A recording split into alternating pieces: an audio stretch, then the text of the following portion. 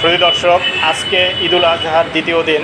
আমরা রয়েছি রাজধানীর প্রাণকেন্দ্র মতিঝিল গোলচক্করে, অর্থাৎ ছাপ্পা চত্বরে। সোনালী ব্যাংকের সামনেই রয়েছে সোনালী ব্যাংক, এবং আমরা বাম দিকে তাকালেই দেখতে পাচ্ছি যে বাম দিকে রয়েছে বাংলাদেশ ব্যাংকের অবস্থান।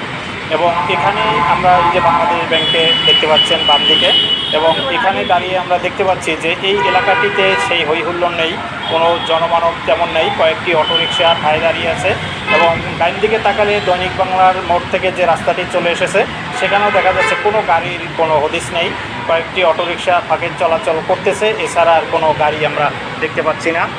এবং দ্বিতীয় দিনে শুনশান নীরবতাই বলা চলে প্রায়। এবং সামনের দিকে যদি আমরা তাকাই, যে টিকাতুলির দিকে যে রাস্তাটা গিয়েছে সে রাস্তার অবস্থাও ঠিক একই রকম। সেখানেও কয়েকটি অটোরিকশা শুধুমাত্র ঘোরাফেরা করতেছে। আর এখানে আরামবাগের দিক থেকে যে রাস্তাটি চলে এসেছে, আমরা যেদিকে তাকাই দেখতেছি যে এই রাস্তায়ও কয়েকটি প্রাইভেট কার এবং ওই দুই একটি অটোরিকশা চলতেছে, এবং টোটালি একটা নীরব অবস্থায় রয়েছে। এটা সন্ধ্যার পূর্বের অবস্থা। ছোট ধন্যবাদ সকলকে কোস্টাল নিউজের সাথে থাকার জন্য।